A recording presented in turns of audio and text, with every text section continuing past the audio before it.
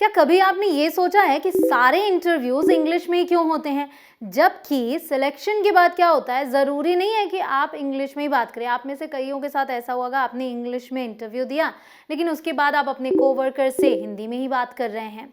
हाँ, आप कभी कभी इंग्लिश बोलते हैं। कब बोलते हैं? जब कोई बाहर से आता है या फिर अपने बॉस से या फिर उनके भी ऊपर कोई है तो उनसे। ऑफ कोर्स कोई ना कोई होता ही है, तो उनसे बात करने के लिए आप इंग्लिश क्यों यूज़ करते हैं? क्या इंप्रेशन जमाने के लिए यूज़ करते हैं? हाँ, इंग्लिश होती है इसी तरीके से यूज़। ज़्यादातर लोग इंप्रेशन जमाने के लिए यूज़ करते हैं और अगर सामने वाला इंग्लिश बोलता है तो ये सोच लेते हैं कि ये पक्का एजुकेटेड होगा, जबकि दुनिया में न जाने ऐसे कितने लोग हैं जो पढ़े लिखे नहीं हैं बट बहुत अच्छी इंग्लिश बोल लेते हैं। चलिए वापस आते हैं अपने क्वेश्चन पे कि क्यों इंटरव्यू में सिर्फ और सिर्फ इंग्लिश ही यूज़ की जाती है।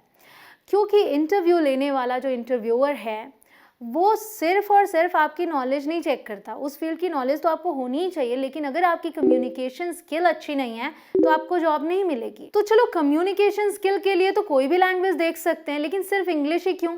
क्योंकि इंग्लिश इंटरनेशनल लैंग्वेज है। अब भाई उन्हें अपना बिजनेस सिर्फ और सिर्फ एक ही जगह तक सीमित तो नहीं रखना, उन्हें दूसरे शहरों में भी जाना है, दूसरी कंट्रीज में भी जाना है। तो इंग्लिश इंटरनेशनल लैंग्वेज है जिसकी वजह से आप देश विदेश कहीं भी अपना बिजनेस एक्सपैंड कर सकते हैं। मतलब साफ है कि ग्रोथ के लिए इंग्लिश चाहिए ही चाहिए, फिर चाहे वो आपकी ग्रोथ हो या फिर किसी कंपनी की। तो कम्युनिकेशन के लिए ये जो मीडियम है, ये जो लैंग्वेज है इंग्लिश, ये बहुत ही इंपॉर्टेंट है। लेकिन जब हम बात कर रहे हैं कंपनी के ग्रोथ की, आपके ग्रोथ की, तो फिर बिजनेस इंग्लिश वो सीखना बहुत ज़रूरी है। जिस तरह से आप अपने डे टू डे लाइफ में इंग्लिश बोलते हैं वैसे ही आप वहाँ भी बोलते हैं। फ़र्क थोड़ा ये आता है कि आपको फॉर्मल इंग्लिश बोलनी होती है, थोड़े डिफरेंट वर्ड्स होते हैं। तो उन्हें सीखने के लिए बिजनेस इंग्लिश आपको सीखनी चाहिए, और आज मैं जो लेकर आई हूँ वो इसी से जुड़ा हुआ है। बहुत टिपिकल कुछ भी नहीं है जो आपको समझ में ना आए। बहुत ही सिंपल से 20 बिजनेस इंग्लिश फ्रेजेस हैं जो आपको एक ही बार में याद हो जाएंगे। इन्हें यूज़ कैसे करना है वो आप सिचुएशन को समझ लेंगे तो बिल्कुल अच्छे से समझ में आ जाएगा। तो वीडियो में एंड तक बने रहिए, इन सभी फ्रेजेस को सीखिए क्योंकि ये आपकी ग्रोथ में काम आएंगे। चलिए जल्दी से करते हैं शुरुआत। My name is Kanchan, you are watching on English connection. Let's begin. So the first one is go the extra mile. अब एक्स्ट्रा है, दैट मीन्स कि हम कुछ एक्स्ट्रा कर रहे हैं। इसका मतलब है डू मोर देन एक्सपेक्टेड और रिक्वायर्ड, ज़रूरत से ज़्यादा करना। We always go the extra mile for our customers. हम अपने ग्राहकों के लिए ज़रूरत से ज़्यादा करते हैं हमेशा।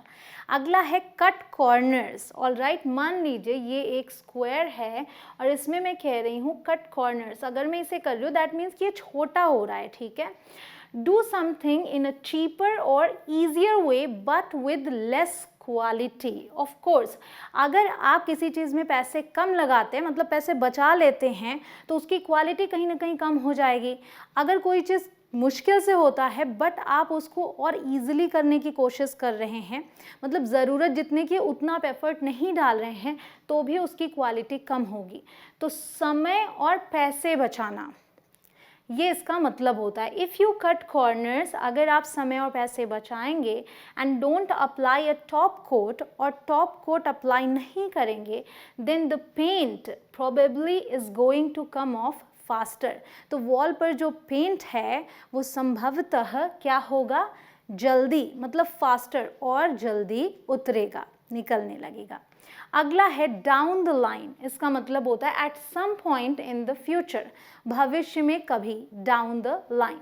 दे won't make a difference now, ये अभी कोई डिफरेंस नहीं करने वाले, मतलब इससे अभी आपको कुछ फ़ायदा या नुकसान नहीं समझ में आएगा। They won't make a difference now but we will benefit from them down the line, लेकिन भविष्य में हमें इनसे लाभ होगा, ठीक है।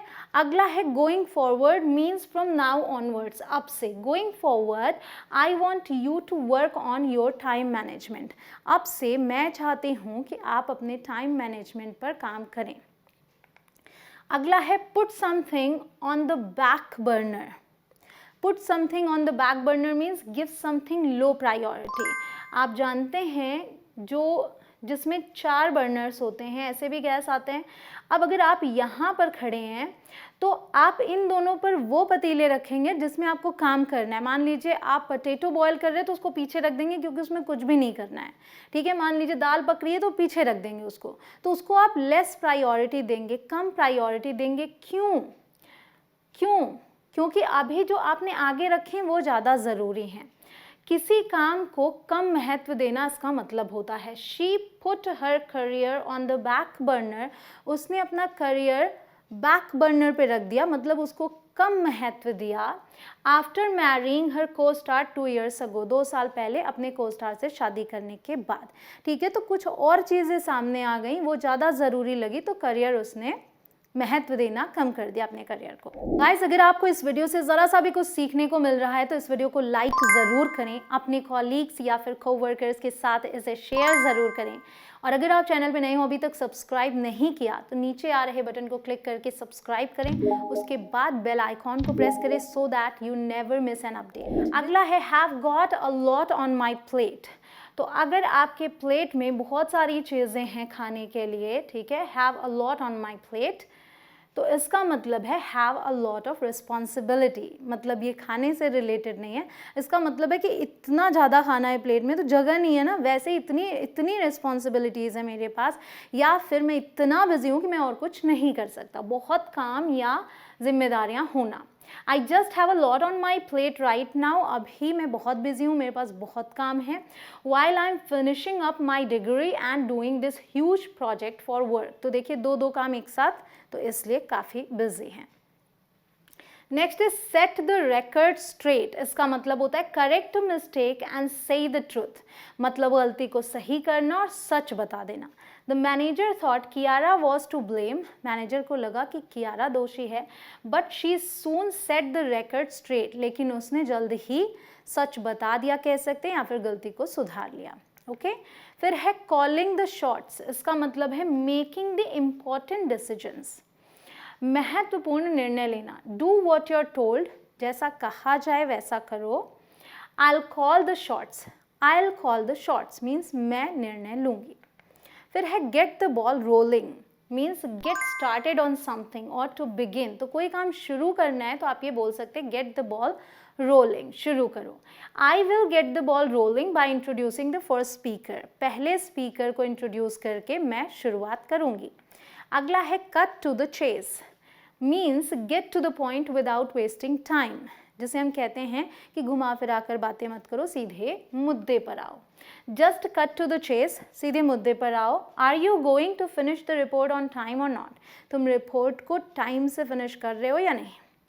अगला है at the end of the day. इसका मतलब ये नहीं है कि रात में, at the end of the day means ultimately, means अंत में। At the end of the day we did the best we could in a difficult situation, मतलब अंत में मुश्किल स्थिति में हम जो कर सकते थे हमने किया। अगला है keep me in the loop, means to keep someone informed and updated, जिसे हम कहते हैं सूचना देते रहना, keep someone in the loop. Keep me in the loop on decisions about the targets for the next quarter, अगले quarter के लिए जो टारगेट्स हैं उनके निर्णयों पर मुझे सूचित करते रहना। अगला है back to the drawing board, means start again from the beginning. तो आप ऐसे ही से इमेजिन कर सकते हैं कि अगर एक बोर्ड है, आपने वहाँ कुछ लिखा, ठीक है, उसके बाद आपने एक तरीके से ये प्लान है जो आपने लिखा, आपने किसी को बताया, लेकिन उसको वो प्लान पसंद नहीं आया, तो आप वापस से जाते हैं और इरेज करते हैं पूरा, ठीक है। So back to the drawing board मतलब अब फिर से आप शुरू करेंगे। ओके सो फिर से शुरू करना। That ad campaign was not as successful as we had hoped, वो जो एड कैंपेन था वो उतना सक्सेसफुल नहीं रहा जितना हमने सोचा था। Back to the drawing board, चलो शुरू से फिर से करते हैं। बिजनेस इंग्लिश से जुड़े बहुत ही इंपॉर्टेंट टर्म्स हैं जिन पर मैं पहले ही वीडियो बना चुकी हूँ। इस वीडियो को देखने के लिए आप यहाँ आई बटन पर क्लिक कर सकते हैं या फिर लिंक आपको डिस्क्रिप्शन में मिल जाएगी। अगर आप चाहते हैं कि मैं ऐसी वीडियोज़ और लेकर आऊँ तो आप कॉमेंट सेक्शन में दिल मांगे मोर लिखे, या फिर आप अपनी डिमांड्स भी बता सकते हैं कि मैम इस चीज़ पर वीडियो लेकर आइए। आपको बस उस टॉपिक का नाम लिखना है कॉमेंट सेक्शन में। अगला है ड्रिल डाउन इनटू समथिंग। आप ड्रिल करते हैं, ड्रिल डाउन तो और अंदर गहराई में जाते हैं ना, और नीचे जाते जाता है वो drill. The same way to explore something in more depth, मतलब और डिटेल में जाना और गहराई में जाके समझना किसी चीज़ को। I think we can drill down into this further. मुझे लगता है कि हम इसके और डिटेल में जा सकते हैं आगे when we meet with the product team, जब हम प्रोडक्ट टीम से मिलेंगे। अगला है touch base with someone, means to contact someone to update them और receive an update from them, मतलब अपडेट देने या लेने के लिए किसी से कॉन्टैक्ट करना। Will you please touch base with the marketing team and find out how they are progressing. क्या आप कृपया मार्केटिंग टीम से कॉन्टैक्ट कर सकते हैं अपडेट लेने के लिए, क्या पता लगाना है हाउ दे आर प्रोग्रेसिंग, कि वो कहाँ तक पहुँचे हैं। आगे है stay ahead of the curve. Curve क्या होता है, ये होता है तो stay ahead of it means यहीं पर रहना है हमें, to maintain any advantage you have gained over the competition. जैसे आपने सक्सेस तो पा ली बट वहाँ तक टिके रहना वो बड़ी चीज़ है। कंपेटिटर्स आते रहते हैं, फिर वो आगे आते हैं, आप पीछे जाते हैं, तो यहाँ बने रहने के लिए कहा जाता है stay ahead of the curve, आगे आगे रहना। We need to stay ahead of the curve otherwise our competitors will wipe us out. तो हमारा आगे आगे रहना ज़रूरी है, अदरवाइज जो कंपेटिटर्स हैं वो हमें पीछे कर देंगे, वाइप आउट कर देंगे। अगला है reach out, to get in contact with someone, किसी से संपर्क करना। ये तो आप बहुत सुनते होंगे, don't hesitate to reach out to Kiara. Kiara से संपर्क करने में संकोच मत कीजिएगा। If you have any questions, अगर आपके पास कोई भी क्वेश्चंस हैं तो। अगला है call it a day, means to stop working for the rest of the day. तो अगर मैं दोपहर में भी बोलती हूँ call it a day, means आज के लिए काम को यहाँ ख़त्म करते हैं, बंद करते हैं। Right team, we have made plenty of progress, हमने काफ़ी प्रोग्रेस कर ली है। I think it's time to call it a day, मुझे लगता है आज के लिए काम यहाँ पर रोक देते हैं। अगला है पुल द प्लग। अगर आप प्लग को सॉकेट से खींचकर निकाल लेते हैं तो जो भी मशीन है वो बंद हो जाएगी। इसका भी वही मतलब है, स्टॉप और डिसकंटिन्यू, बंद करना। दे पुल्ड द प्लग, उन्होंने डिसकंटिन्यू कर दिया because they felt our department wasn't an important part of the business, क्योंकि उन्हें लगा कि हमारा डिपार्टमेंट बिजनेस का महत्वपूर्ण हिस्सा नहीं है। अगला है लेट गो। ध्यान दीजिएगा, let go is a gentle way of discussing employees being fired.